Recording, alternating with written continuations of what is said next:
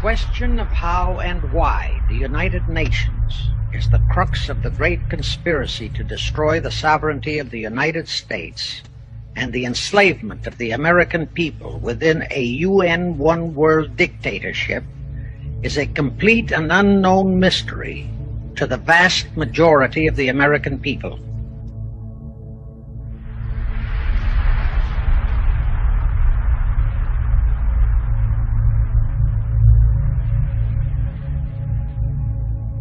The reason for this unawareness of the frightening danger to our country and to the entire free world is simple.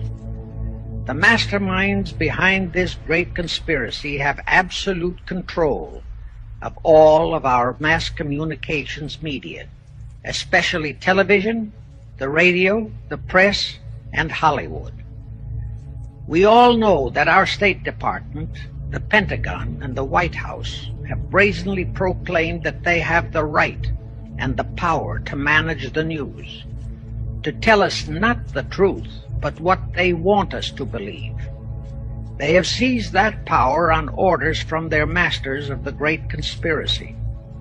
And the objective is to brainwash the people into accepting the phony peace bait to transform the United States into an enslaved unit of the United Nations one world government.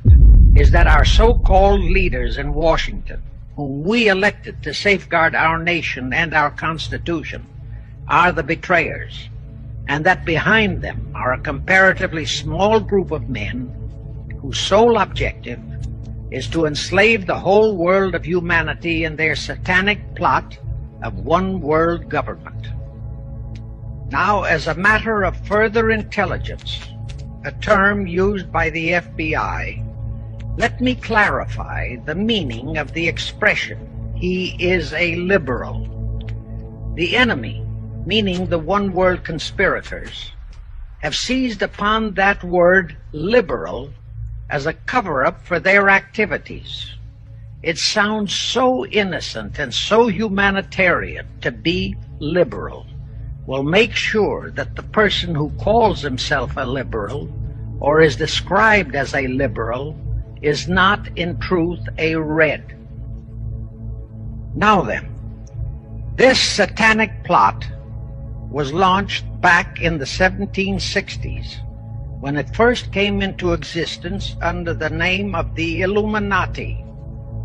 This Illuminati was organized by one Adam Weishaupt, born a Jew, who was converted to Catholicism and became a Catholic priest, and then, at the behest of the then newly organized House of Rothschild, defected and organized the Illuminati. Naturally, the Rothschilds financed that operation. And every war since then, beginning with the French Revolution, has been promoted by the Illuminati, operating under various names and guises. In the United States, they set up what they called the Council on Foreign Relations, commonly referred to as the CFR. And this CFR is actually the Illuminati in the United States. And its hierarchy, the masterminds in control of the CFR, to a very great extent, are the descendants of the original Illuminati conspirators. But to conceal that fact, most of them changed their original family names to American-sounding names. For example, the true name of the Dillons, Clarence and Douglas Dillon, once Secretary of the U.S. Treasury Department, is Lepowski. There is a similar establishment of the Illuminati in England, operating under the name of the British Institute of International Affairs. There are similar secret Illuminati organizations in France, Germany, and other nations, operating under different names. But at all times, the operations of these organizations were and are masterminded and controlled by the internationalist bankers, who in turn were and are controlled by the Rothschilds. Now, just why did the conspirators choose the word Illuminati for their satanic organization? Weishaupt himself said that the word is derived from Lucifer and means holders of the light, using the lie that his objective was to bring about a one-world government to enable those with mental ability to govern the world and prevent all wars in the future. In short, using the word peace on earth as his bait. Perhaps the most vital directive in Weishaupt's plan was to obtain absolute control of the press so that all news and information could be slanted, so that the masses could be convinced that a one-world government is the only solution to our many and varied problems. Now do you know who owns and controls our mass communications media? I'll tell you, practically all the movie lots in Hollywood is owned by the Lehmans, Kuhn Loeb and Company, Goldman Sachs, and other internationalist bankers. All the national radio and TV channels in the nation are owned and controlled by those same internationalist bankers. In 1834, the Italian revolutionary leader Giuseppe Mazzini was selected by the Illuminati to direct their revolutionary program throughout the world. Mazzini had enticed an American general named Albert Pike into the Illuminati. Pike was fascinated by the idea of a one-world government, and ultimately he became the head of this Luciferian conspiracy. Between 1859 and 1871, Pike, worked out a military blueprint for 3 world wars and various revolutions throughout the world, which he considered would forward the conspiracy to its final stage in the 20th century. Long before Marconi invented radio, the scientists in the Illuminati had found the means for Pike and the heads of his councils to communicate secretly. It was the discovery of that secret that enabled intelligence officers to understand how apparently unrelated incidents, one such as the assassination of an Austrian prince at Sarajevo, took place simultaneously throughout the world, which developed into a war or a revolution. Pike's plan was as simple as it has proved effective. It called for communism, Nazism, political Zionism, and other international movements be organized and used to foment 3 global world wars and at least 2 major revolutions. World War III is to be fomented by using the so-called controversies the agents of the Illuminati, operating under whatever new name, are now stirring up between the political Zionists and the leaders of the Muslim world. That war is to be directed in such a manner that all of Islam and political Zionism, Israel, will destroy each other, while at the same time the remaining nations, once more divided on this issue, will be forced to fight themselves into a state of complete exhaustion, physically, mentally, spiritually, and economically. Now, can any thinking person doubt that the intrigue now going on in the Near, Middle, and Far East is designed to accomplish that satanic objective?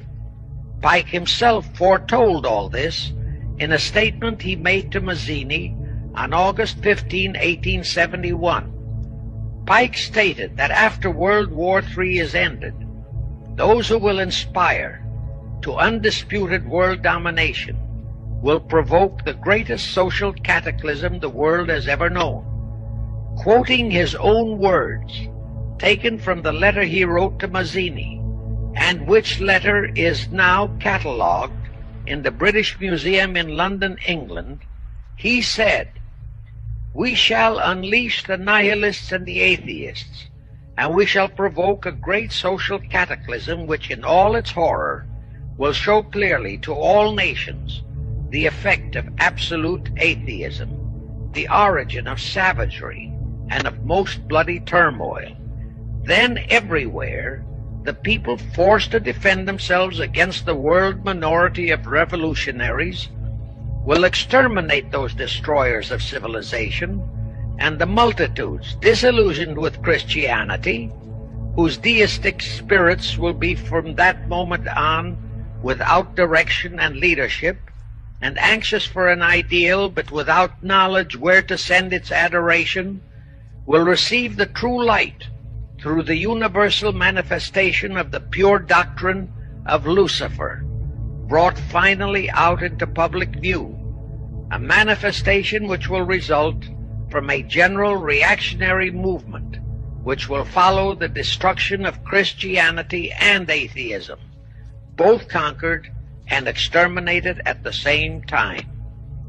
Anyway, the ending of the Civil War destroyed, temporarily, all chances of the House of Rothschild to get a clutch on our money system, such as they had acquired in Britain and other nations in Europe. I say temporarily because the Rothschilds and the masterminds of the conspiracy never quit. So they had to start from scratch, but they lost no time in getting started. Shortly after the Civil War, a young immigrant who called himself Jacob H. Schiff arrived in New York. Jacob was a young man with a mission for the House of Rothschild. Jacob was the son of a rabbi, born in one of Rothschild's houses in Frankfurt, Germany. After a comparatively brief training period in the Rothschilds' London bank, Jacob left for America with instructions to buy into a banking house, which was to be the springboard to acquire control of the money system of the United States. Actually, Jacob came here to carry out 4 specific assignments. Number 1, and most important, was to acquire control of America's money system. Number 2, find desirable men who, for a price, would be willing to serve as stooges for the great conspiracy and promote them into high places in our federal government, our Congress, in the U.S. Supreme Court, and all federal agencies. Number 3, create minority group strife throughout the nations, particularly between whites and blacks. Number 4, create a movement to destroy religion in the United States, but Christianity to be the chief target. In the final phases of the conspiracy, the one world government will consist of the king dictator, head of the United Nations, the CFR, and a few billionaires, economists, and scientists who have proved their devotion to the great conspiracy. All others are to be integrated into a vast conglomeration of mongrelized humanity, actually slaves.